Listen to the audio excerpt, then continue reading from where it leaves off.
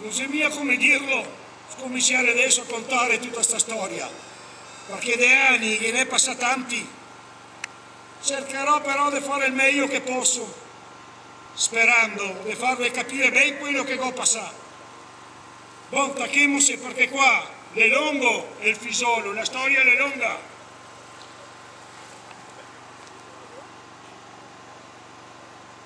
Lunga.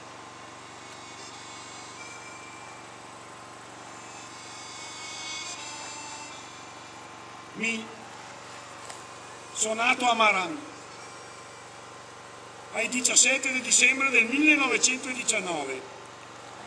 Mi pare Michele Turcato, e era un contadino come la più parte della gente di allora. La sua famiglia era originaria del Recoaro, e era sta ancora suo papà Toni, che sarebbe sta menono, a fare San Martino. Lui era anni che lavorava qua a Maran e faceva il casaro dentro su una di quelle latterie che era che ai tempi in paese. Là aveva una stanzetta dove poteva dormire alla notte, e sicché e tornava a casa a Recoaro di tanto in tanto prima che aveva l'occasione, finché si era stufato di andare avanti in Rio. Allora un bel dì e che ha pensato di portare su dai monti anche la moglie e i fiori, e insomma le venne su un suo fagottero di schei e ha comprato tutti i campi che erano della famiglia dei Dellai. Già, ma che i tempi la terra non la costava mica tanto come fa adesso, costava manco.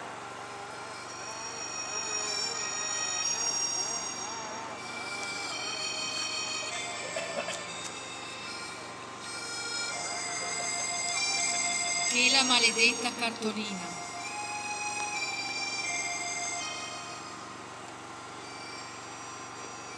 La mattina, come tante, mi si levava la cartolina per andare via a soldare. Lei era indirizzata a Turcato Natale, ma il bello è che in prole nessuno mi conosceva con quel nome lì, perché tutti mi avevano sempre chiamato Giovanni o Giovanni. A dire il vero, anche che il nome lì lo aveva da imparare ben poco. Ciò sti anni si aveva sempre a manco un solo nome. Il mio era il Moro Scorsatello, sa che mia mamma già era scorsato di cognome e mi era nato in la vecchia casa dei suoi. E come mai che mi chiamava Giovanni se dai documenti risultava Natale? Sto bagolo è successo perché quando sono nato mia mamma si andò in chiesa e la mi ha messo il nome Giovanni. Mio papà invece ne andò in comune e mi ha messo il nome Natale senza dire niente a nessuno. Tutto perché per strada si è venuto in mente che da giovane aveva un amico che gli era nato il 17 di dicembre come me, e sto tipo si chiamava proprio Natale. E si che ha pensato di chiamarmi come lui. Ma torniamo adesso al giorno che ho ciappato la cartolina. A quei tempi là, egli era uno che veniva a casa nostra a aiutarmi a lavorare. Io lo chiamava Tony Finanza, perché da giovane già era sta via di finanze. E so che mi aveva da andare via al Sabo e al Zobia lui si è venuto e mi ha detto: Ah, Moro! Giorno entrata, settimana andata. E difatti il sabato si arrivò in pressa, era il 9 marzo del 1940.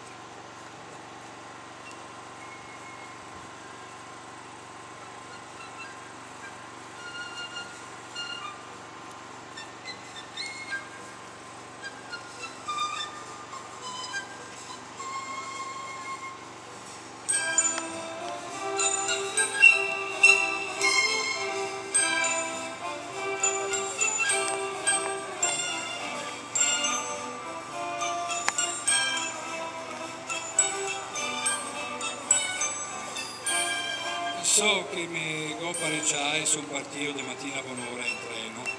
Appena arrivai a Vicenza sono andato al distretto militare, Maria Vergine, era proprio pieno. Mi ricordo che c'erano stucca come sardelle e negato a star lì tutta la notte. La mattina trio i gas commissari chiamarono per nome uno per uno e allora ti sentivi che c'era chi che aveva da andare a Bassano, chi su per il Trentino, chi in volta per altre città. Mi mega mandago insieme con un'altra ventina di tosati. Prima di partire, in Gadana Gavetta, Paromo, un Coercio, un Piero, un Buciaro, sicché siamo andati via col primo treno e siamo arrivati a Gorizia, che già era subito ora d'arancio. Possiamo stare là, abbiamo visto i vecchi, li chiamavano così perché tanti si faceva crescere la barba lunga, ma magari che aveva solo 2 o 3 anni più di altri. Che se la pregava su per la rama sbeccandone contro. Se qua le mate, le reclute, le mate, lì se qua, andiamo che arriva, lì se qua. E sì che ne camminava subito dentro nella corte grande, ne passare la segna. So che ne ha fatto trar via il Pieron, che ne aveva dal distretto militare di Vicenza, dicendogli: questo qua è il Pieron, lo teniamo noi altri, perché per voi altri mate, in mano a voi altri è un'arma pericolosa. Di Gavaria coppata al nervoso che mi ha fatto venire su. Ma cosa che dici tu? Ti tocca ascoltare, tasere e far finta di niente. Fatto sta che ne ha da fuori al rancio. Intanto avevo pocciato veci che mi guardava. C'era Checco Munaro da Maran e Toni Peoccio da Zanè. E quello che con questa casa ha fatto su un capitello di la strada per ringraziare il Signore di essere tornato in Rio sano e salvo dalla guerra. Mi riconosceva tutti e due, ma neanche uno se veniva a salutarmi, non so perché. Dopo aver finito di mangiare, da un vecchio mi si arrivati 3 gavette da lavare. Sarà che era sta nervoso perché ne aveva fatto trar via il Pieron, ma come ho visto arrivare le 3 gavette, sono proprio andato su dal carro. Le gocce pa in mano, le tratte via forte più che cocodestri. E era già lì per terra, dove si andava via sgranzando. E che era fatto al manco 20 metri prima di fermarsi, e nessuno capiva il coraggio di fiatare. Ecco cosa che vuol dire non aver paura di niente. Sì che passava un paio di ore gli ufficiali ne chiamavano una tua giornata in mezzo alla corte e ne ha fatto tanto di discorso e dopo una piccola cerimonia ne ha fatto fare il giuramento. So che si è montato sul palco un graduato e ne ha speccato. Lo giurate voi? E tutte le reclute che ha risposto a voce alta. Lo giuro! Sarà sta che era ancora 3 boieri da prima, ma so che mi avevo appena morisco la bocca e ho detto morì. Ma non mi serviva niente perché a sostenere in guerra compagno di altri si vede che dovevo giurare. E sono fiero e orgoglioso di essere stato un alpino.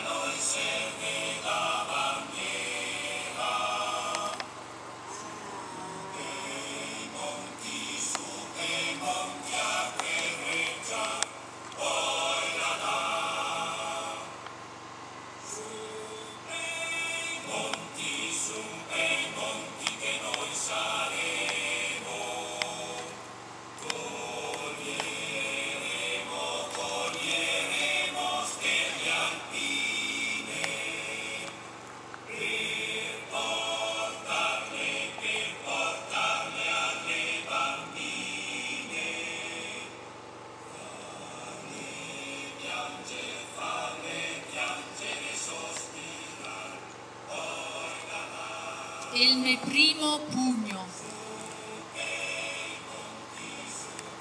Un bel dì, era in camerata, si tasò sulla branda, aveva il mio amico Angelo Losco, datore, e l'altra recluta di comì, uno per parte. A un certo punto, mi si è venuto davanti un vecchio con la barba lunga, Presello, di che chiamava. Non era mia una persona grande come sto pive, di quelli che ti fa impressione. Si può dire che gli era una mesa caricatura a regola di tanti altri. E se gas in tasò di fronte degli altri, ciò, è andata qua a parlare. Mi però a capire solo che le bestemmie. E sia, perché parlava furlan. Mi ricordo che trasea intorno la testa che ne contava tutte le sue storie. Ciò, a sentir lui, parea che fosse un gran personaggio e diceva di essere stato sul Monte Canin, in volta per non so quanti altri posti. Insomma, diciamo che se ne ha tanta importanza, anche a massa per i miei gusti. Gli sbruffoni non mi sono mai piaciuti. Fatto sta, che prendo torno la testa, e si so partire il capello, e bello finito, proprio sotto le mie gambe. Sicché mi ha guardato dritto in tre occhi e mi ha detto: come su il capello, Mata? Tutto ero su! E ho risposto mi, ma scherzemo neanche. Dire che l'ho offesa così a un vecchio. Ciò, le va in piedi. E gli ha aperto una bocca che parea che gli volesse mangiarmi. E allora solleva sul piede anche a me. E prima che potesse capire cose che gli era drio succedere, avevo là un destro di quelli potenti. So che indosso aveva una giacchetta di tela che la mia era bella comoda anche. Beh, ciò, la sega discussione tutto attorno, ma c'era stata qua solo che la spalina. Oh, avevo da fare un poco dopo per cosirla su. E insomma, sto Presello ne andava a finire la sola all'altra fila di brande col pugno che avevo dato. E se gari baltò in filo di schiena e gli ha tirato sulle gambe per l'aria. Ma non ha neanche fatto in tempo a molarle su per terra che sono lì, anche lì. Alla voce passo io per stomaco e ho fatto per dargli l'altro del più forte. Intanto però uno mi cacciava per dal rio. E era il sergente maggiore Tosolini della Solla di Udine, che era della classe 1915, e per certo. Tutto che parlo. E mi ha mandato. Avevo solo difeso, aveva risposto lì. Ma la resta una bella difesa la mia. Ciò. E sarà stanco perché 6 volte diceva che se ti ciapi un pugno da uno dell'artiglieria di montagna, non so se era un castigo di Dio o l'ha pelato un mulo. Che sta proprio da quel bagolo lì, chi ha scominciato a conoscermi là in caserma. E da quel momento lì Tosolini è gatta a catenarmi le occhio. Ciò, ma in fondo mi ha sempre voluto un gran ben, di che altro, e si fidava tanto di me. Difatti mi ricordo che cos'emo sta via in guerra, tante volte, e che aveva il coraggio di prestarmi la sua rivoltella, quando che mi toccava andare in volta in perlustrazione, la sua rivoltella.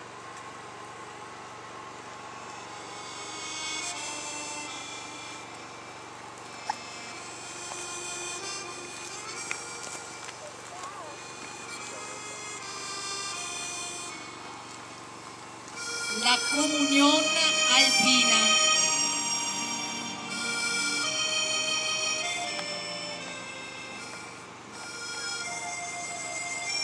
Non era passato neanche a 8 dita al pugno che aveva mia Presello, ma invece lui che aveva mia perso il coraggio. E tanto in tanto te ne sentivi dire: Mate, guardate che abbiamo messo le fette di patata in moia. In moia, in una siccia piena di piso di muso, pareceve, e se presto qua la vostra ora. la cosa è sto più tardi che gli metteva anche al sale da vicino e ogni tanto gli desea una smissiata e le contava una ora. E il bello è che gli ufficiali sapevano tutto, ma lui che diceva niente perché già era d'accordo con i vecchi.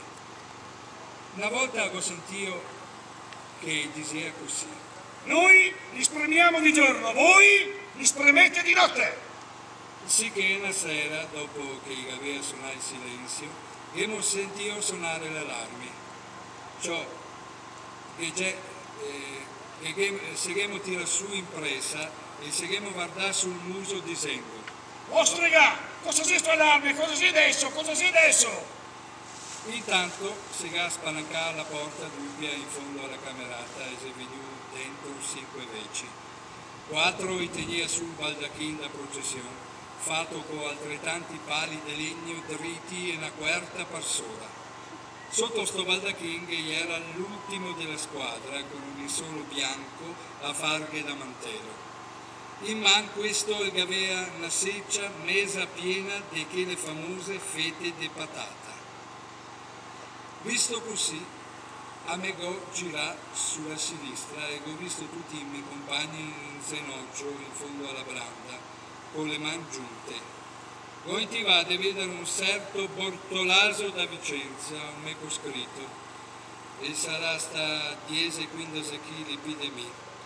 E so che aveva il naso schissà perché aveva fatto il pugilato. E allora sti 5 briganti si è andato al primo della fila e gli dà in bocca una fetta di patata dicendo: in onore del terzo montagna, già questa patata è magna! E lui l'ha tolta come se la fosse una particola, cosa che mi tocca vedere, la gamagna e l'ha fatto una faccia trista e mi ha fatto infine peccava, a fano mi si venuto. Fatto il primo, gli si è passato il secondo, sicché si è arrivato a me che gli era il terzo della fila. Mi era restato fermo, quieto, buttato in branda. A quel punto uno dei 5 mi ha domandato: E ti? E mi sto ben così, gli ho risposto. E allora invece che una, te che ne capita che ne mangi, no, anzi 10 le patate, 10. Se per disgrazia a ieri in piedi non gli sparagnava un cassotto neanche se credeva di portargli via la testa. E so che go scominciava a mettere giù le gambe dalla branda per levar su e intanto pensava fra me adesso, appena che sono in piedi succede un finimento. Con una mano mi tengo sulla ringhiera da Dio la branda e si che lui poi mi avvignarmi alle spalle. E te darei che appena che il primo il ciapo un destro fisso, de sicuro lui mi viene mia vicino perché che ne porta via altri insieme. Con la cua dell'occhio aveva visto anche il moschetto lì in fianco di me, ma non voleva mica pararlo perché aveva paura di copare qualche rumo. Non che mi mancasse la grinta, ma di sicuro non aveva mia voglia di passare tutta la vita dentro un galera. Finché lavorava a levar su, il sergente maggiore Tosolini e il mega tirava un burro. Fammi la carità, lascialo stare! E si vede che aveva capito che era pronto a fare un uccello. Sicché si è andato colpo da quello dopo di me, passando uno dei 5 mi ha guardato dritto negli occhi e capì il coraggio di dargli una scarpata al cavalletto della mia branda. Ma da, che t'ho visto? E mi ha domandato, sto disgraziato. E mi l'ora che ho fatto vedere i denti, ma che si manca poco che saltasse l'osso. A quel punto che sarebbe arrivato un destro che per lui proprio non voleva. E così ha fatto tutti la sua comunione, come dei poveri quando ogni seminino. Tutti fuori che me. Ciò un poco che fosse stato istruito da mio papà avanti dalla via soldati, un poco che fosse stato selvatico di mio, fatto sta che mi era parecciato a tutto. Cos'è per quello che i miei compagni d'arme mi chiamava Giovanni senza paura.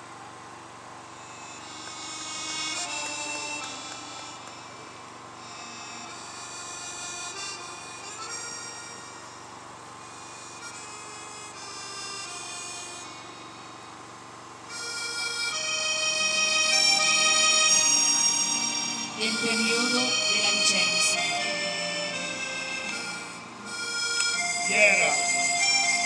Era il 12 settembre del 42, quando sono partito dai Balcani, la mia casa in licenza. Era 2 anni e mezzo giusti che era via. E la mattina, io e il Maule, siamo partiti a corso come due lievoli sopra il sentiero in mezzo ai boschi. O siamo arrivati in fondo che abbiamo cattato un camion che ne aspettava. Siamo montati su e negame a Cataro. Là siamo stati fermi 5 lì prima di imbarcarsi.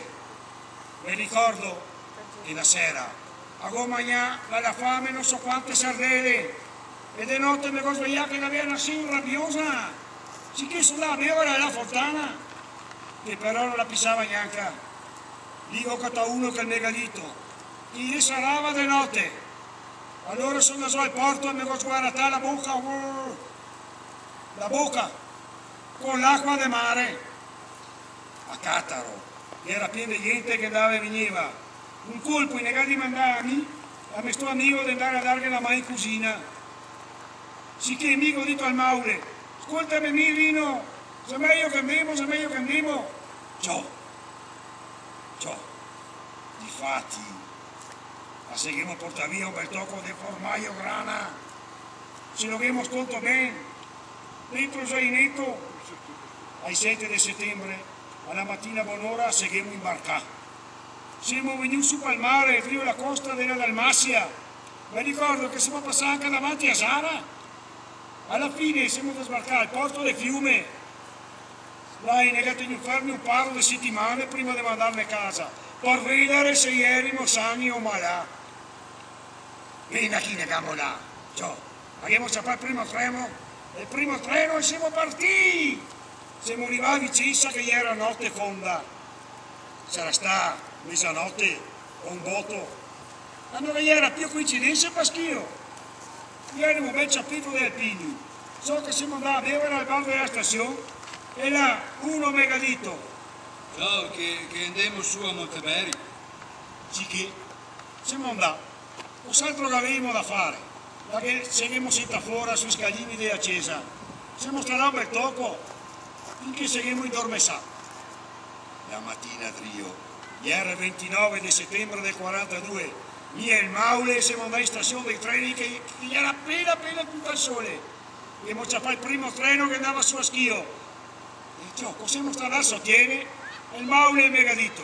Ciao, non ti dismontare mia Amarà, no? Via a Schio con me, dai. Andiamo a bere un gotto alla grotta. Dai, avanti. Non sta fatta pregare. Allora, siamo dismontati a Schio. So che era pieno di gente lì di fronte alla stazione dei treni. Quando sta che siamo andati dentro sta osteria, al di là della strada.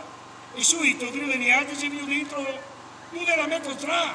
Era Toni Pasini e suo papà. Toni era un bocciassa che aveva più 16 anni. E era lì vicino che faceva i murali. E mi aveva da mente andare dentro, sì che era venuto a salutarmi. Ciao, così sta verso mezzodì. E il Maule, mi ho castrato su, depeso sulla corriera che andava verso Vali, il suo paese. Lì invece, legame a casa Toni Pasini, sul ferro della sua bicicletta, era imbriaco in Sacà. So che non vedeva neanche 4 denti dagli occhi. A me pareva che fosse una nebbia fissa di quelli che ti potresti tagliare col corteo. Ma insomma, Dio l'ha voluto. E sono arrivato a casa. Senza pressa di partire. 2 o 3 giorni dopo che Gerimo arriva a casa, mi si è capitato su il Maule e che a volte mi ha detto. Ciao, sento che sei venuto a casa a mio papà dalla Francia. Io non l'aveva mai visto prima di adesso perché lei era sempre stata via in Francia a lavorare. E allora siamo andati subito dai carabinieri che aveva scritto usò al nostro comando. In risposta a questi che mandà su 12 di licenza straordinaria, oltre a quella che Gerimo doveva fare. Ben, hanno detto me, non sta veramente lì, non ti aspetto volentieri, non ho mica voglia di andare su me. E così che ho fatto. sicché sono sta a casa anche a me da del mese di licenza che aveva dato. Siamo partiti per tornare in guerra ai 10 di novembre del 42. Quando sono andato fuori dalla porta di casa, mi ho tutto su un borsone di Vicrento e un tocco di pan biscotto. Ho ciappato il treno in stazione a Maran e sugo cattà il maule che gli era montato a schio. Quando che siamo arrivati a Vicenza, sa che avevano ad aspettare la coincidenza, siamo andati dentro al bar della stazione. Là abbiamo ordinato a bevere e finito quello che ne aveva portato, ho tirato fuori anche il mio borsone. A un certo punto ho pensato di mandare a casa una cartolina e allora l'ho comprata e da Dio ho scritto arrivederci, a presto, senza neanche firmarla. Dopo, per finire il borsone, ho qui fuori un poco di vino sopra la tola. E cosa ho fatto? Ho ciappato un bicchiere roverso, ho pocciato il vino e ho fatto anche il timbro sulla cartolina. Fatto sta che la si arriva a casa stesso.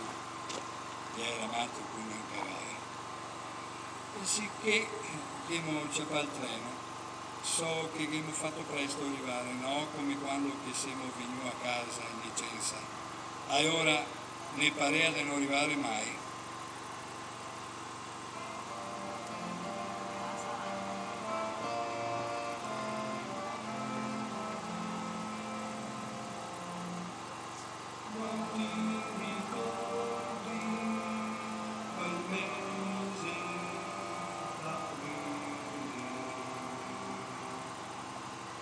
Quel lungo treno che andava ai confini.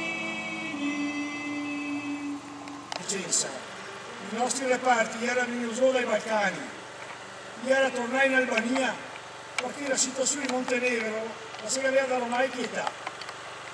Quanti da dentro in territorio albanese, mi ha contato, che si aveva campare in una valle stretta dove passava un torrente. La notte, dopo non so quanti di ne piova, sto torrente se l'aveva fatto così grosso che aveva portato via anche un soldato e un palo di muli. Il capitano aveva anche provato a trarne una sola per salvarlo, ma non resta niente da fare, non abbiamo cartelli dopo, fuori morto negà. Lì è il Maule, si moriva il corpo ai 19 di novembre. I nostri compagni erano fermi a scuteri, qui là dentro in Albania.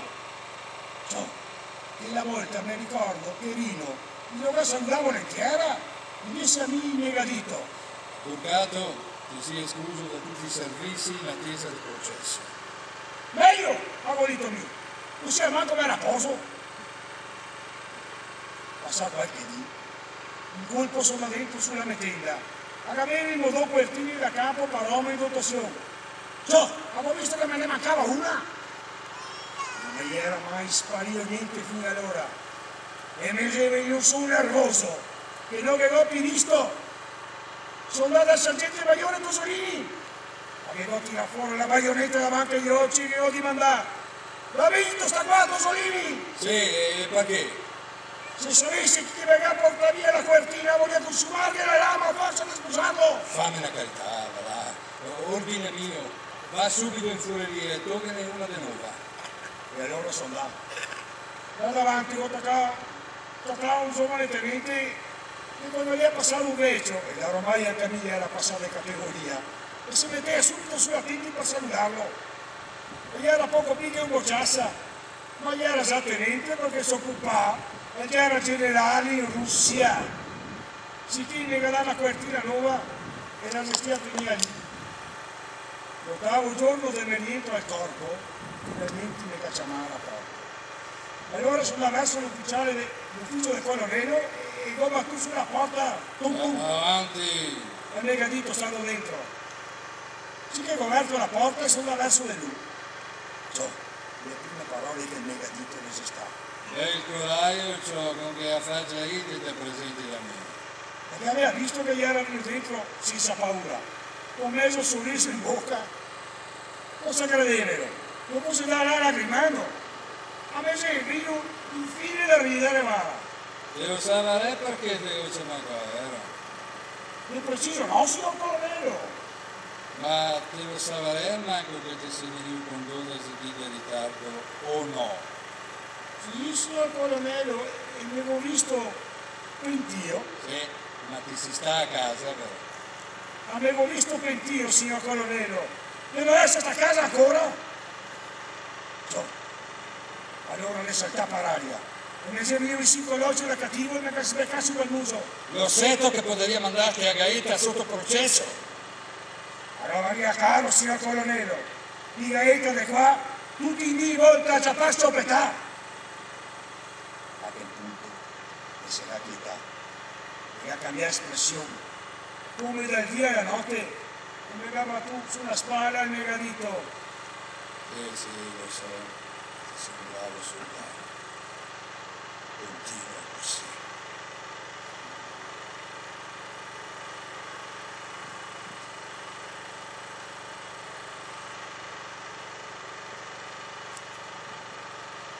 L'8 di settembre del 1943.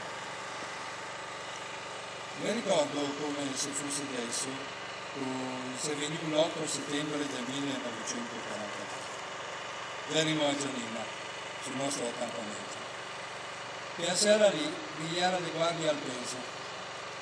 La mia batteria di artiglieria alpina la aveva in dotazione 6 pesi, 4 canoncini, 2 mitraglie pesanti, e mi era io appeso un canoncino.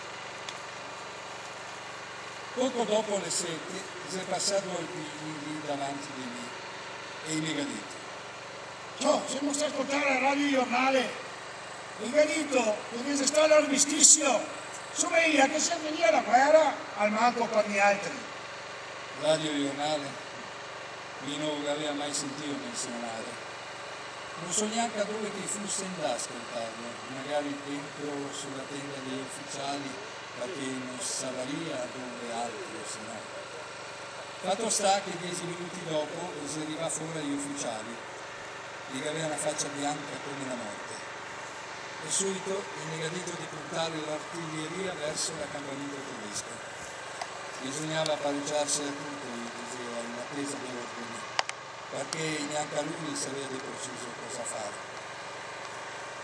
Lui che aveva già nessuna disposizione né dall'Italia né dal comando italiano di Atene.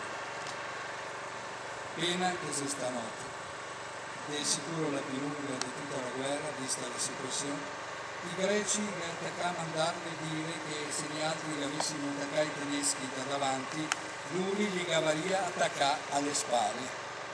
E era proprio convinto.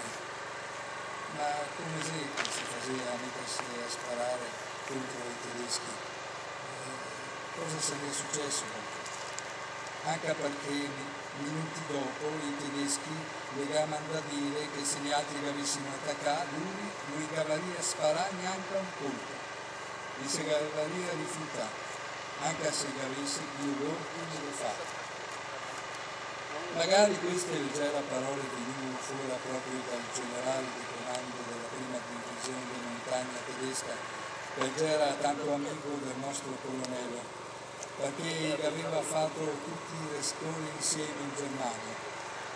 Ciò, questo colonnello era un gran personaggio. Egli era console del monaco di Baviera e gli diceva che parlava 7 lingue.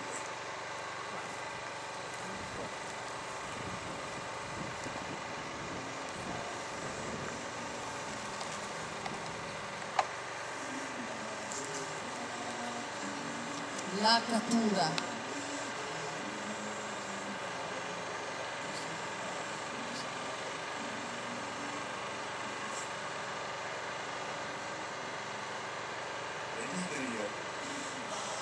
Alla mattina a buon'ora mi si arriva l'ordine di pareggiarsi per andare in Italia, comprando le carte fatte dal generale tedesco, così che in mancanza di ordini superiori e con la speranza di tornare a casa il prima possibile, abbiamo versato le armi su un piazzale e seguiamo pareggiato per la partenza. Abbiamo potuto tenersi solo per un stropo per ogni squadra. Gli ufficiali invece llegare a saltegnare la rivoltella. Meno male, abbiamo fatto quello che avevano visto i tedeschi, perché si fidavano ancora di loro. Ciò, avevamo combattuto insieme fino di prima, cos'altro potevamo fare? L'ordine di partire risaliva al 13 di settembre, allora abbiamo tolto sulle nostre poche robe e seguiamo in camminare. Seguiamo a portare i muli e ecco per fiare vacche. E quelli che avevamo sequestrati in volta ma le campagne e sono gli ultimi rastrellamenti. Abbiamo formato una colonna lunga prima della strada. Saremmo stati 8 e croce 2000 soldati. Mi ricordo che tanti civili greci gli piaceva di andare via, perché aveva paura di restare là da soli con i tedeschi. Da Giannina siamo andati a Florina. Abbiamo fatto più di 200 km a piedi, in 15 di viaggio, si camminava più che altro le notte, perché nel giorno che c'era un caldo che pareva di essere l'inferno. Arrivava a Florina, i nostri ufficiali negavano in due i greci del posto le bestie che gli erano restate. Poi schei, i gacciapà, abbiamo potuto comprarsi qualcosa da mangiare per viaggio, perché da romani le nostre scorte li toccava a scassagliare. So che è tutto più che altro pan, perché costava poco e si conservava meglio. E si che mocciapà il treno, dopo avervi consegnato i tedeschi, anche alle poche rivoltelle, gli stoppi che ancora non avevano gli altri. Siamo montati sui vagoni che si lo parlavano per portare via in volta le bestie, di 60, 70 ogni vagone. Siamo stati 16 giorni del treno prima di arrivare a destinazione. Mi è capace di fare un giro della malora, dalla Grecia siamo andati dentro in Jugoslavia e da lì siamo passati alla Bulgaria, alla Romania e l'Ungheria, finché siamo arrivati in territorio tedesco, in Austria. So che un colpo, finché gli animo ancora in Romania, il treno no, c'è da fermarsi una stazione e lì il mio amico Rino è mega fatto. So che se borghese qua fuori e mi ha detto che aveva due vestiti da dargli se volevamo. Stiamo qua a sentire lui, somiglia che sentire menarmi in prigioniera. Ma intanto si partiva il treno, se no gli era facile che fossimo saltati su sul serio, là che gli era di quelle distensioni di campagna che nessuno ne aveva riaccattato. Sì, ma se avessimo sta buoni venire a casa dopo, non so come la sarebbe andata a finire. Possiamo stare a Innsbruck, in Austria, il treno, invece che girare su verso l'Italia, che girare su per la Germania. Ed è sta l'ora che i nostri ufficiali, che da ormai che aveva mangiata la foglia, gli ha capito che il tranello che ne aveva fatto i tedeschi, altro che portarne a casa, in Italia, gli abbiamo capito di essere prigionieri. Se lo avessimo sesto prima, di sicuro qualche lunga avrebbe provato a scappare. Ma ormai era in mano e la poglia. C'è stato questo imbroglio che ne camena dentro in Germania.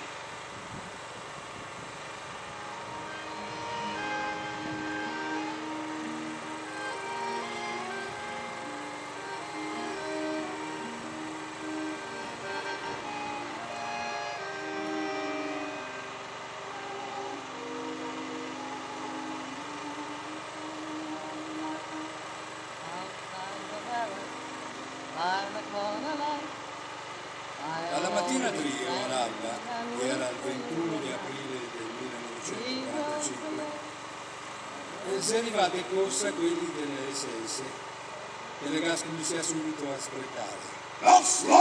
Schnell! Fuora, presto! E ne ha fatto scappare fuori dalle baracche e dai rifugi e ne ha portati via tutti. E c'era i russi in città, io rilevanti. Sicché ne parà via dal campo e si spostare verso il centro di Berlino. Strada facendo, sempre con le SS attaccare al culo, abbiamo cominciato a vedere qualche attaccare su per qualche lampione che mescolava. So che era più che altro prigionieri italiani perché i tedeschi li aveva proprio a fuoco con gli altri traditori. E allora che aveva paura di fare la stessa fine, avevo dovuto un paio di compagni. io mi nascondo perché qua prima e dopo mi tocca. Fatalità siamo passati di fianco al palazzo. E era altro che murasi in pie in mezzo alle macerie. E l'ho intivato di vedere un buso per andare in camera. E allora, approfittando della confusione, sono capace di nascondermi. Alla fine saremo andati in guida se presa poco. Siamo stati 3D, fuori che sentivi la fine del mondo. E il terzo dì ho pensato, aspetta, va là, meglio che vai fuori a vedere come cos'è la situazione. Sì che sono da fuori insieme con altri lì. Possiamo andare in bocca alle SS. E ieri a 5 ossie le aveva il mitra spianato. Perché si sconti lì? Andare sotto i russi a sparare contro degli altri, vero? No. Non sapevano neanche a dove andare e si devono riparare qua. Li poteva fusilare lì senza tanti processi, invece il negato mandato di andare di corsa a chiamare fuori gli altri. Sicché gli ha fatto la composizione da tutti. E lì, che aveva il zaino più grosso, non mi ha neanche lavorato, neanche a partare non mi ha fortuna. Cioè, dentro che aveva scritto la carne che aveva portato fuori dalla macelleria. E so che parlava solo con me, forse perché da ormai mi arrangiava abbastanza bene a parlare tedesco, o magari anche perché mi vedeva quieto, senza timore. Mi disse che già era quelli con l'uso e quelli che tornavano dalla paura, tanto da somigliare delle spie. Per forza che aveva più fiducia in me. Da lì il negame via lui, sempre di corsa. E so che io non attraversavo lo spetto, intanto si sentiva tutta una sparatoria. A un certo punto, in mezzo al boschetto sulla sinistra, che non attaccava a sentire tutto un speccamento. Pareva che fosse lì a fare l'arma bianca. Gli aerei tedeschi che combatteva contro i russi. E ormai era arrivato a ciappare il centro di Berlino. So che lei sparava nella finestra razza con tutte le armi che aveva a disposizione. Finché correvano e si andava su una scarica di Catiuscia 30 metri più avanti degli altri. La gas spaccava su non so quante piante e gli altri dopo siamo passati proprio in parte lì. Passando arrivò tutta dentro una bacchetta e mi si andò sul capello delle qui. Quindi aveva lasciato il nervo là in quel giorno.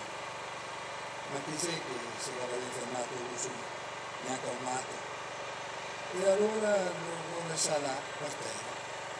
Poi siamo stati 40 metri più in là e si andò su un'altra scarica nello stesso punto.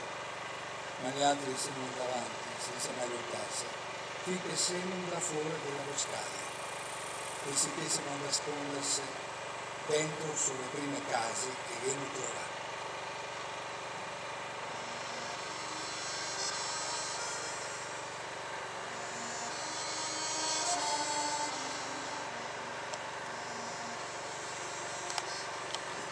La barricata. Siamo stati sconti qualche dì. Con le SS che aveva bisogno di fare qualche lavoretto. E veniva a chiamarmi un dì. So che se io torno le legamo da fuori a fare la bancata in mezzo alla strada. So. La zona dove ieri erano gli altri, ieri era abbastanza quieta ancora. Ma che ieri i carri armati russi di unì armati in pressa. Possiamo stare. Io avevo tutto l'occhio che ho visto ieri una bella pria sotto il fosso, giù la strada. Ma aveva come due corvi dalle parti, sicché la palla fatta apposta per alzarla. Allora sono andato là. Ma ho fatto la farina a tirarla su perché la pesava un poco di pile, un quintale di sicuro. Ma sono stato a portarla su stesso. Sicché l'ho tratta su in mezzo alla strada. So che uno di quelli delle SS gli era lì che mi intendevano e mi aveva da mente a tutto quello che gli era successo. E cavava a pensare. Ma che forza gallo stavamo qui? E ovviamente tutto questo impegno è sicuro è uno dei nostri. Fatto sta. E venivo lì di fianco di me e mi aveva guardato con due occhi sbarati. sicché me dà una sigaretta e me la via e se la via una anche a lui. A che punto? E mi ha detto che gli era 50.000 soldati tedeschi pronti a venire dal fronte americano per parare fuori i russi da Berlino. Invece, per lì 4 lì ci sta finito tutto. Con la rete. E mi ha fatto peccare. Ma guardarlo, perché aveva una faccia stracca da sfigura, si vedeva che gli era un uomo finito della fatica e della paura di vedersi la romana in bocca al nemico. E si è messo a parlare con me come che fosse stato un suo compagno d'armi o uno di famiglia, non prigioniero. Ciao. Chissà che fine che ha fatto dopo. Torsù patate senza far fatica. In ultima, verso la metà del settembre del 45, Aiera restò senza braghe da Romagna a forza di tacconarlo su. Ciò ogni volta che si rompeva mi metteva una bella pezza di programe solo al sbrego e faceva la cucitura per fuori con una guccia o con qualche tocco di filo di ferro. La faceva come che poteva, ma intanto la mangiava su. Però aveva ancora la mantellina che gli aveva dato l'Isea prima di partire per la guerra, sicché avevo attaccato di mandare in volta se leggera per un uomo di fare lavoro di sarto. La voleva farmi fare un paio di braghe nuove preparando proprio la stoffa di sta mantellina. Finché un coso che c'era lì e me l'ha fatto. No, mica ne conosco uno, quasi in Italia, che fa proprio il sarto di professione. E allora mi ha menato questo, mi pare che fosse la licenza, se non sbaglio. Con sosterrà e mi ha tutto le misure e si che mi ha detto. Sì, te le posso venire brave senza problemi.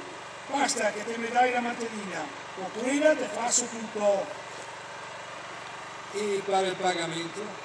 Quello lo mandano. Bene quello che te che. Non sto avere in mente queste robe qua. In qualche maniera se mettiamo d'accordo. E allora ti porto un sacco di patate, gli ho risposto me, perché non cavaliera saeste cos'altro dirvi. Proprio in quel momento si è salta fuori 3 o 4 chiusi, e era lì vicini e aveva ascoltato i nostri discorsi e mi ha detto. Ciao, diglielo quando che te le patate, che venimo che lo altri con te. Aveva benissimo caro di cattare su qualcosa da mangiare. Va bene, stiamo d'accordo così, gli ho risposto. Dopo qualche dì si è capitato il momento di andare. So che l'ho pensato. Ancora bisogna che vai per forza a togliere le patate perché da animali braghe non le aveva fatte. Vi era giorni che guardava sempre il tempo e aspettava che fosse notte scura senza luna. E allora, appena che se sta possibile, sono andati chiusi e rivediti. Ciao Tusi, guarda che mi stanotte vo. Fammi una carità, che Dio te benedisse, tu te da essere professione a casa del tuo lavoro. Abbiamo pensato di stare qua quieti, non abbiamo mia voglia di risciare la pelle. Sì che sono via da solo con il sacco in spalla. A Saria non doveva andare perché aveva fatto un giro di prima fin che era in volta a Oseli. Mi ricordo che mi ha toccato anche a passare un fosso con l'acqua alta che mi arrivava a metà panza, ma non mi è mai andata dritta come che era notte.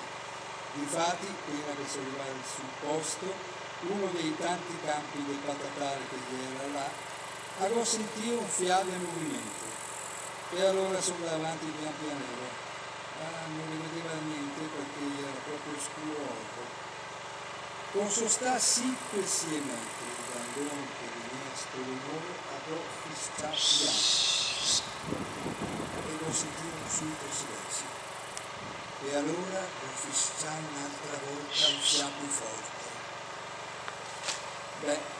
Se la sentivo gente scappare via come se fosse un branco di caprioli.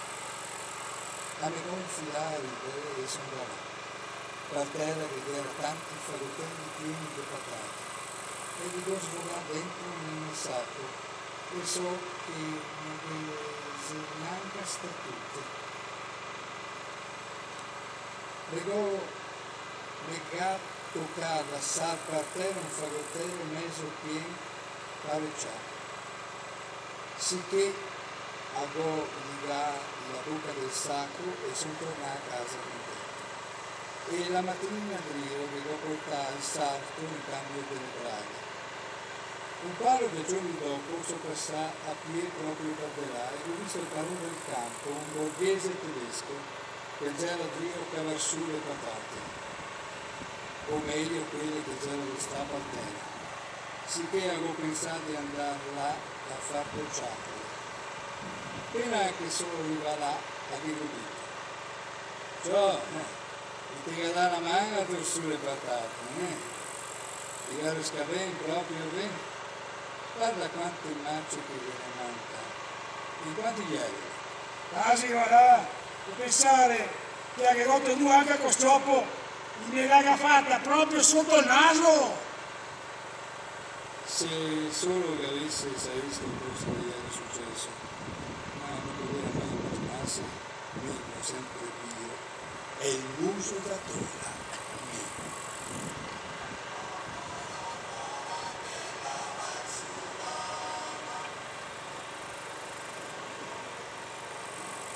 Fermo sul primo scalino.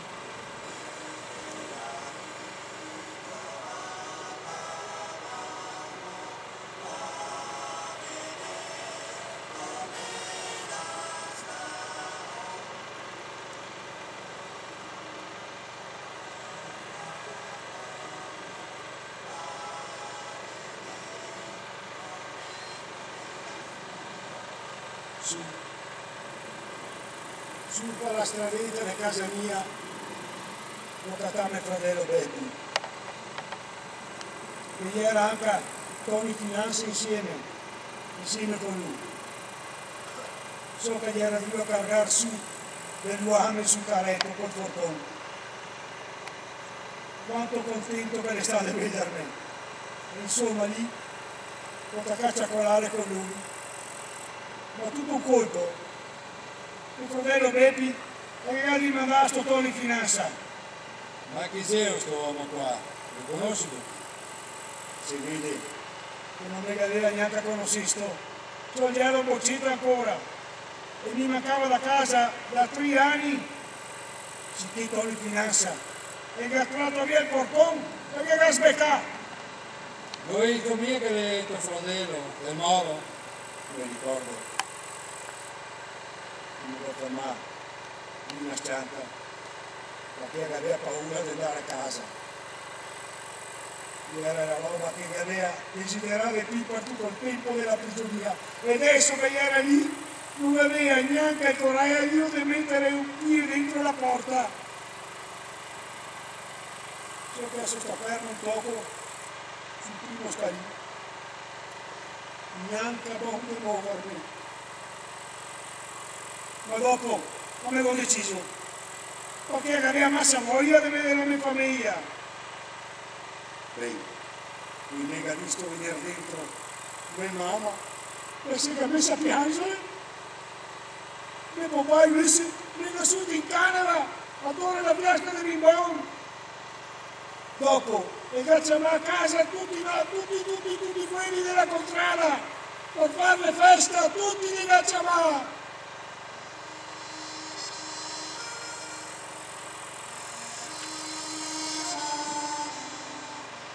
E ricordo sempre vivo.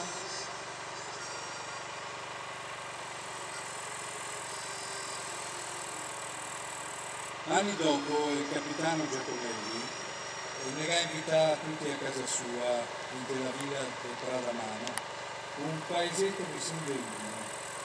Ciò lui era il conte del Pradamano e sì che se ne andava là.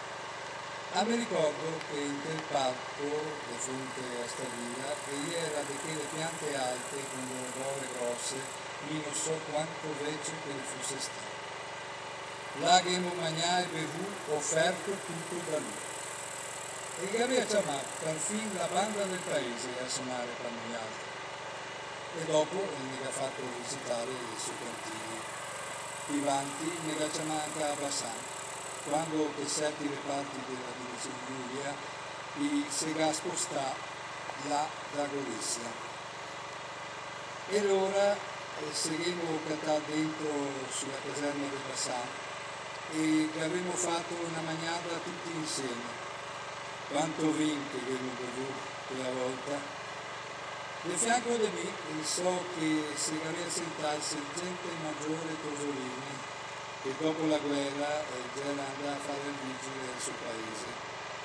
Beh, quanto bello che si sta a rivedersi tutti e pensare davanti a un piatto di pasta asciutta ben condia, tutta la fame che abbiamo patito in volta per il mondo. Ma per fortuna prese solo ricordi. Ecco, questa è la mia storia. Raccontarvela non so molto del tempo, ma spero e manco che per gli altri sia sta bello ascoltarlo. Certo, io ero giovane e so che mi restava a bocca aperta affinché ascoltavo le storie e mi contava invece. Da ormai sovvencio anche a me, ma il mondo non è più quello della volta. Adesso tutti cuore, tutti spessera. Non è tempo più per niente. Ma se io cosa credo di me? La sete spessera, la sete di cuore.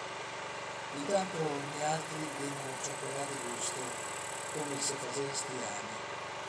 E credimi, non c'è maniera più bella di passare il tempo che il Signore mi regalerà. E sono ben fiero e orgoglioso di essere stato nel Pino.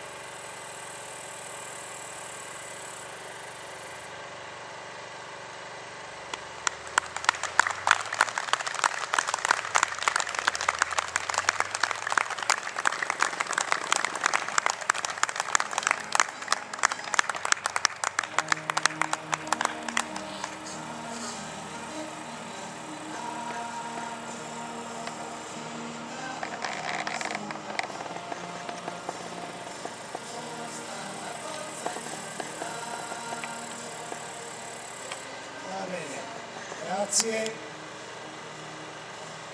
Allora, chiudiamo con l'inno nazionale degli Alpini, ovviamente, giustamente. Volevo dirvi solo due cose. Ioannin, l'Alpini, senza paura, ha 94 anni, sta ancora bene, vive a Marano Vicentino.